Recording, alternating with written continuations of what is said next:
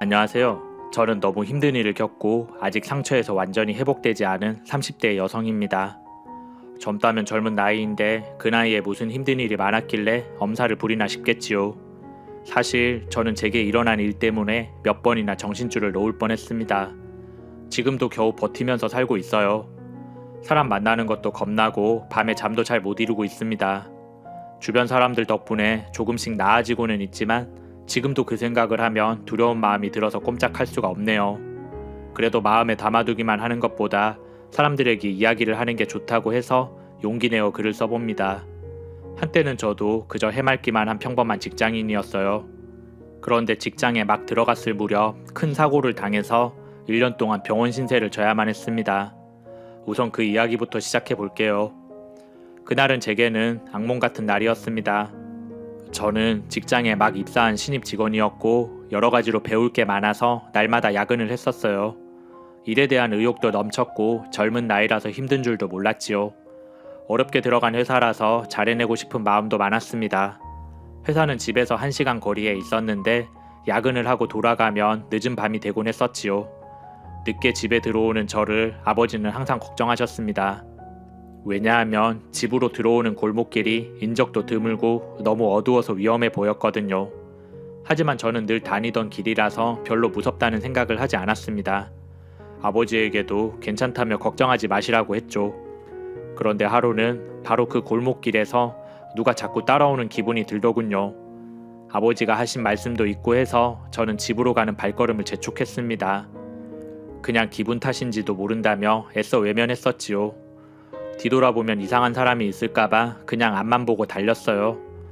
그런데 그때 누군가가 내 뒤에서 입을 막으면서 가지고 있는 거 전부 내놓으라고 말을 하더군요. 저는 너무 놀래서 온몸이 덜덜 떨렸습니다. 제발 살려만 달라며 지갑을 꺼내 그 사람에게 주었지요. 그런데 그 사람은 다른 마음이 생겼는지 근처 공사장으로 저를 끌고 갔습니다. 지갑을 주면 사라질 줄 알았는데 다른 상황이 벌어지자 저는 잘못하면 내가 죽을 수도 있겠다는 생각을 했었어요. 그래서 필사적으로 저항을 했습니다. 내 몸이 다치건 말건 죽는 것보다는 낫겠다는 생각이었지요. 가만히 있던 내가 온 힘을 다해서 반항을 하자 그 남자는 거친 욕설을 하면서 둔기로 내 머리를 내려치더군요. 그리고 저는 기억을 잃었습니다. 거기까지가 제가 기억하는 그날의 일입니다. 순간적으로 저는 제가 죽은 줄 알았지요. 하지만 눈을 떠보니 제가 병원 침대 위에 누워 있었고 부모님이 날 보며 오열하고 있었습니다. 알고 보니 제가 그날 이후 1년 동안 식물인간 상태로 누워만 있었다고 하더라고요. 잠깐이라고 생각했는데 그 사이에 1년이 지났다니 처음에는 믿기지가 않더군요. 의사 선생님은 깨어난 게 기적이라고 했습니다. 처음에는 말도 제대로 할 수 없었는데 정신이 들고 나니 말도 할 수 있게 되었고 조금씩 몸도 움직여지더군요. 그리고 얼마 후 경찰이 병원으로 찾아왔습니다. 박미애 씨, 저는 그 사건 담당 형사입니다.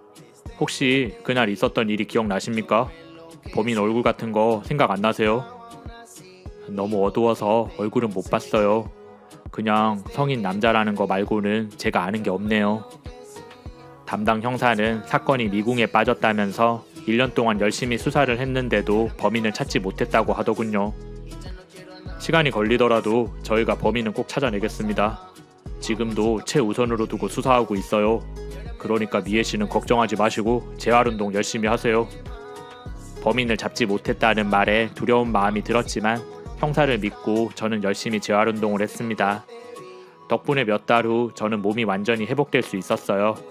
부모님이 옆에서 물심양면으로 도와주셔서 더 빨리 건강을 되찾을 수 있었지요. 하지만 그날의 충격이 너무 커서 몸이 회복되고 나서도 한동안은 집에만 있었습니다. 외출을 할 땐 항상 아버지와 함께 다녔고 해가 지면 무조건 집으로 돌아왔습니다. 집 앞 골목길에는 전에 없던 CCTV가 설치되어 있었고 가로등도 새로 생겨서 예전과는 분위기가 많이 달라졌더군요. 제 일이 있고 나서 골목길을 새로 정비했다고 했습니다. 상처를 극복하는 방법은 그 일을 피하지 않고 마주하는 것이 최선이라고 해서 저는 일부러 그 길을 피하지 않았어요. 그러다 보니 어느새 혼자 다니는 것도 익숙해지더군요. 언제까지나 집안에만 틀어박혀서 살 수는 없었기 때문에 그렇게 조금씩 새로운 생활에 적응해 나갔습니다. 슬슬 나가서 사람들도 만나고 하라는 부모님의 권유에 못 봤던 친구들도 만나고 혼자 영화도 보러 다니고 했었네요. 그리고 휴직 중이던 직장에도 복귀를 했습니다. 직장에 새로 나가게 되었을 무렵에는 저도 완전히 지난 기억에서 벗어날 수 있었어요. 그러다가 지인의 소개로 남자를 만나 연애도 하게 되었습니다. 그 남자는 세상 누구보다도 자상하고 따뜻한 성격을 가진 사람이었어요.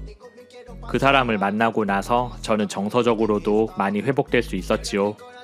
사귀면서 내가 겪은 일을 말해 주었더니 그 사람은 눈물을 흘리면서 그런 일 겪고 다시 일어설 수 있어서 정말 다행이야. 얼마나 힘들었을까. 그래도 이제는 내가 있으니 평생 미애씨 보디가드 해줄게. 사랑해. 라며 저를 안아주었습니다. 그 남자의 품 안에서 저는 비로소 편안한 마음을 느낄 수 있었지요. 평생 함께 할 수 있는 내 편이 생겼다는 게 정말 든든하게 느껴지더군요. 그리고 얼마 후 저는 그 사람이랑 결혼을 하게 되었어요. 작은 아파트를 구해서 신혼집을 차리고 깨가 쏟아지는 신혼생활을 만끽하고 있었네요. 저는 결혼을 하면서 직장을 그만두었고 전업주부가 되어 살림에만 전념했습니다. 남편이 그걸 바라기도 했었고 저도 몸이 예전 같지 않아서 그렇게 결정을 내렸어요. 그렇게 주부로 살면서 아이도 낳고 남들처럼 평범하게 살 수 있겠다는 꿈을 꾸었지요. 힘든 일 겪어보니 그냥 평범하게 사는 게 얼마나 힘들고 소중한 일인지 잘 알겠더라고요. 하지만 제 꿈은 결국 이루어지지 않았습니다. 시계바늘을 거꾸로 돌린 것처럼 그날의 악몽이 반복되는 것만 같았어요.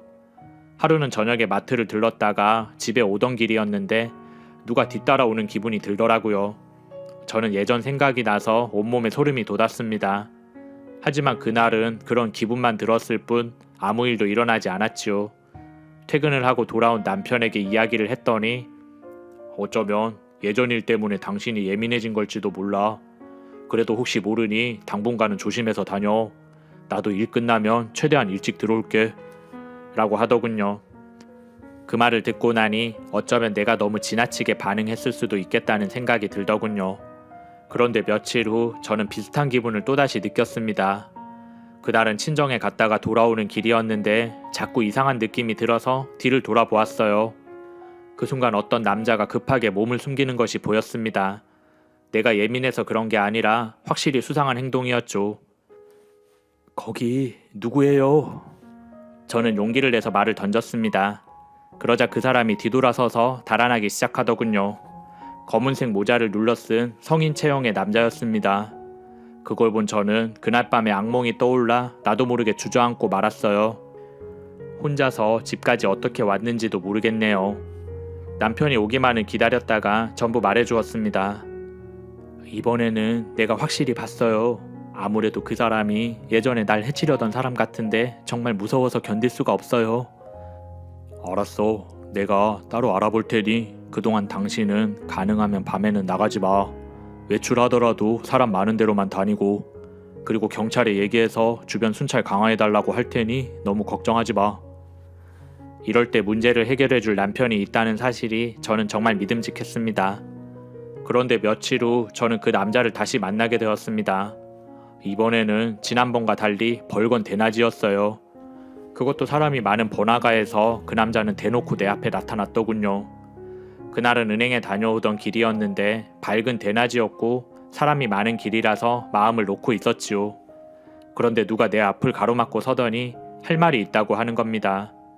저는 직감적으로 그 사람이 그동안 날 미행하던 사람인 걸 알았죠. 당신 계속 나 쫓아다니던 사람 맞죠? 자꾸 이러시면 경찰에 신고할 거예요. 저는 속으로는 덜덜 떨렸지만 사람 많은 길거리라서 이 사람이 날 어떻게 하지는 못하겠지라는 생각을 했었네요. 그래서 용기를 낼 수 있었습니다. 그런데 그 남자가 뜻밖의 소리를 하더군요. 안 그래도 같이 경찰서 가려고 온 거예요. 그게 무슨 소리예요? 그쪽이 나랑 경찰서에 왜 같이 가야 되는데요? 예전에 강도당한 적 있죠. 사실 제가 그 사건의 목격자입니다. 그 말을 듣고 저는 머릿속이 혼란스러워졌습니다. 범인은 아직 잡지 못했다고 들었는데 이제 와서 목격자라고 나서는 이 사람을 도무지 믿을 수가 없었지요.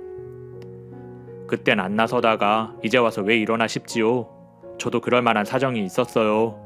사실 그땐 보복당할까봐 두려워서 아무 말 하지 못했는데 더 이상은 두고 볼 수가 없었습니다. 우선은 이걸 좀 봐주세요. 그 남자는 주변을 살피더니 내게 휴대폰을 내밀었습니다. 그 사건이 있던 날 제가 몰래 찍은 영상이에요. 그 영상은 처음에는 너무 어두워서 아무것도 보이지 않더군요. 그러다가 범인이 가로등 아래로 움직이는 순간 선명하게 얼굴이 드러났습니다. 그런데 그 범인의 얼굴을 보고 저는 손이 떨려서 그만 휴대폰을 떨어뜨리고 말았지요. 비명을 지르고 싶은 걸 겨우 참았습니다. 숨을 크게 들이신 다음 저는 영상을 다시 한번 확인해 보았지요. 다시 봐도 내가 아는 그 얼굴이 맞더군요. 범인의 정체는 바로 내 남편이었습니다. 얼마 전에 우연히 길을 걷다가 당신이 이 남자랑 나란히 걸어가는 걸 봤습니다. 피해자와 범인이 사이좋게 걸어가는 풍경이 아무리 생각해봐도 이해가 안 되어서 며칠간 계속 지켜보았지요. 그런데 아무래도 그쪽이 그 사실을 모르고 있는 것 같아서 제가 나타난 거예요. 사실 저도 겁이 많이 났지만 그러고 있다가 그쪽이 더 큰일 당할 것 같아서 용기 냈습니다. 예전에 비겁하게 숨은 게 미안하기도 했고요. 저는 그 길로 경찰서에 가서 담당 형사를 찾았습니다. 영상을 본 형사는 긴급 수배를 내려서 남편을 체포하였지요. 수갑을 차고 끌려온 남편은 처음에는 죄를 인정하지 않고 자기는 범인이 아니라며 강하게 부인하더군요. 그러다가 증거를 보여주자 순순히 자백을 했다고 하더라고요. 치조를 마치고 온 형사가 내게 그 사람이 한 말을 전해주었는데 그 이야기를 듣고 저는 놀래서 까무라치는 줄 알았습니다. 그 사람은 내가 피해자인 걸 알고 있었고 의도적으로 접근을 했다고 하더군요. 피해자의 가장 가까이에 있는 사람은 범인으로 의심하지 않을 것 같아서 그런 짓을 꾸몄다고 하더라고요. 그리고 평범한 회사원인 줄 알았던 남편은 신분을 속이고 있는 거였고 몇 건의 폭력 전과도 있는 나쁜 사람이었더군요. 저는 그런 줄도 모르고 그동안 한 지붕 아래에서 지냈다고 생각하니 정신이 아득해지더군요. 그 일로 저는 정신과 진료도 받아야만 했습니다. 지금은 시간이 많이 지나서 이렇게 이야기도 할 수 있게 되었지만 여전히 낯선 사람들 앞에서는 움츠러들곤 한답니다. 2번씩이나 큰일을 겪고 났더니 저도 정신을 똑바로 차릴 수가 없더라고요. 의사 선생님은 이번에는 완전히 회복되기까지 시간이 오래 걸릴 거라고 했습니다. 그러니까 조급해하지 말고 천천히 힘을 내보라고 하더군요.